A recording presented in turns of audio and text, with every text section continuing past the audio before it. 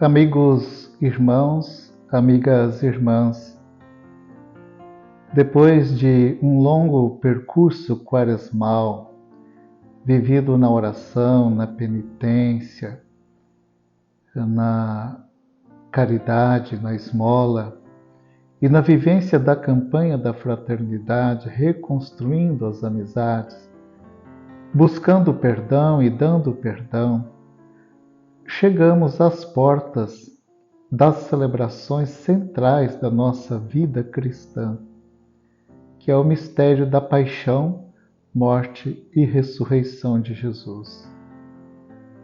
Com a celebração de Domingo de Ramos, tem-se início a Semana Santa, que é sempre um tempo de humanizar, um tempo de acolher mais a Cristo e de aprimorar a nossa vida de fé e estabelecer relações mais amorosas com Deus, nosso Pai, e com as pessoas. Nas celebrações da Semana Santa, e são tantas que acontecem, Domingo de Ramos, a procissão, conhecido também como Domingo da Paixão do Senhor, onde celebramos a morte de Jesus, a sua entrada em Jerusalém e depois a sua morte. Então, nestas celebrações, muitas vezes corremos o risco de ficarmos parados naquilo que não é essencial, esquecendo daquilo que é o mais importante. E o mais essencial é que as diversas celebrações que aí acontecem, as procissões, vias sacras, liturgias, nos aproxime e nos façam crescer na identificação com o protagonista principal, que é Jesus de Nazaré.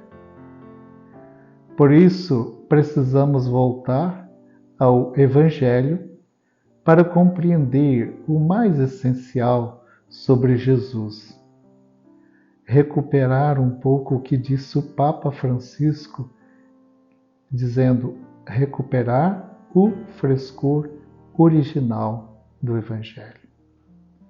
Então, amado irmão, amada irmã, convido para que todos nós entremos de coração aberto nesta Semana Santa. Ela é santa porque nela o Santo Filho de Deus doa a sua vida, entrega a sua vida para a salvação da humanidade. É um tempo de muito respeito, de oração, de recolhimento, de meditação no mistério da paixão, morte e ressurreição de Jesus. Também no Domingo de Ramos, nós fazemos a coleta, a Igreja no Brasil faz a coleta da campanha da fraternidade, ou coleta da solidariedade. É importante que cada um participe. Nossa diocese abraçou plenamente esta campanha. Esta campanha nos lembra: vós sois todos irmãos. Ela constata esta realidade. Há profundas divisões no mundo e conflitos na nossa sociedade, rompendo as relações fraternas e acentuando ainda mais os diferentes distanciamentos que estavam escondidos, mas que agora vieram à tona com mais força.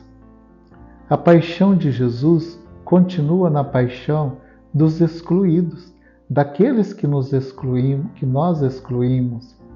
Continua na paixão das vítimas, de todos os rejeitados de nossos ambientes, de nossos corações, da nossa sociedade.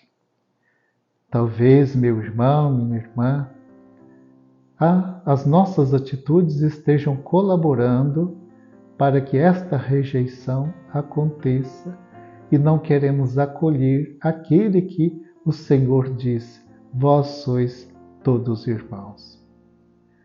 A vida de Jesus foi uma constante e grande subida a Jerusalém. E nesta subida, segundo nos diz o Evangelho, ele foi modificando as pessoas, desconcertou as pessoas mais religiosas, observantes da religião judaica, fariseus, escribas, sacerdotes e anciãos, todas as pessoas. Ele desencadeou na história da humanidade um modo de viver que quebrou toda a estrutura que estava endurecida, sobretudo aquela estrutura religiosa que ali era vivido. Ele coloca o ser humano no centro e Deus habitando o ser humano. Este movimento desencadeado na Galileia chega às portas da Cidade Santa. Que Cidade Santa é esta? Jerusalém. E ele entra em Jerusalém. Ele é aclamado pelas multidões. Ele havia feito pregações, havia feito milagres. Então ele entra aí não como um revolucionário violento, mas como uma esperança para as pessoas. Então, as portas de Jerusalém se abrem para acolher a Jesus. Talvez estamos precisando também abrir as portas de nossas vidas, de nossos corações, para acolhermos mais a Cristo, o Filho de Deus, que vem nos trazer a salvação. Jesus era uma esperança para todo o povo de Israel, que via em Jerusalém a cidade da promessa, da paz e da plenitude futura, um lugar para onde deveriam vir em procissão todos os povos da terra. E Jesus chega então a Jerusalém. Ele entra em Jerusalém. Jesus, presença de vida nos povoados, nas vilas, nos campos, quis também levar a vida para a cidade. As pessoas humildes e simples do campo já haviam encontrado com Cristo, mas Cristo quis levar esta vida para a cidade.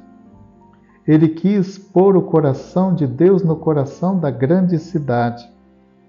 Ele desejava recriar no coração da capital o ícone da Nova Jerusalém, a cidade cheia de humanidade e comunhão, o lugar da justiça e fraternidade. Jesus entra na grande cidade de Jerusalém, de que forma? Montado num jumentinho, sinal da humildade e da simplicidade, sinal da pobreza evangélica, que são os verdadeiros sinais da sua messianidade. E aí ele morrerá, pregado na cruz, em meio a chacotas e burlas de todos. Não basta pregar a pobreza, é preciso descer ao mundo dos pobres. Não basta falar dos pobres, é preciso fazer-se pobre com os pobres. As nossas cidades também estão se revelando cada vez mais como espaço de grandes rupturas e violências. Quanta violência tem surgido, o medo vai tomando conta de muita gente. Se torna lugar de exclusão, de isolamento, de desumanização trágica. Os muros se erguem. Há em todo lugar, todo ser humano, uma tendência a cercar-se de muros, a encastelar-se, a criar uma rede de proteção. E precisa mesmo, nos tempos em que nós vivemos. Os muros no interior das cidades são muito concretos, são os muros sociais, muros religiosos, muros políticos e culturais. Com tantos muros, é impossível estabelecer relações de fraternidade e reconciliação. Por isso vem a campanha da fraternidade, com o tema amizade social, para que reconstruamos as relações. Não dá para caminhar para Deus na direção da salvação com o coração endurecido. Se alguém está para fazer uma oferta, disse Jesus, e lembra que tem alguma coisa contra o seu irmão, vá primeiro reconciliar-se com este irmão, para depois aproximar-se e fazer a sua oferta a Deus. A entrada de Jesus em Jerusalém é um gesto profético e nos convida a contemplar as nossas cidades e desafia a todos ser uma presença evangélica portadora de vida nos grandes centros urbanos. A cidade é uma realidade humana que pode e deve ser iluminada pelo Evangelho. O Evangelho não pode ficar fora da cidade. É necessário aprender a ler a cidade com os olhos caridosos, pacientes, misericordiosos, amigos, fecundos e cordiais. Entrar na cidade não para condenar a cidade, mas para aprender a linguagem dela, dialogar e evangelizar. É preciso reconhecer o bem profundo que habita no coração de tantas pessoas que vivem nas cidades. Tem muitas pessoas boas. É necessário perceber e sentir a força da ação do Espírito em cada canto da cidade, em cada rosto anônimo que encontramos. Quando saímos na rua encontrando tantas pessoas, é um rosto anônimo que talvez não conheçamos, mas ali tem um coração amado por Deus, uma pessoa amada por Deus, salva por Jesus e que traz muita beleza também dentro de si. E como seguidores de Jesus, é preciso voltar a pôr o coração de Deus no coração da grande cidade, para renová-la, não externamente, mas a partir de dentro. E esta renovação se dá na força que brota das comunidades, do povo que se reúne para celebrar a Eucaristia, para viver o Evangelho, ouvir e viver o Evangelho, fazendo isso para descobrir o verdadeiro coração de Deus. O nosso zelo e amor pelo Evangelho e pela semente do reino que nele está contida deve favorecer o advento da Nova Jerusalém.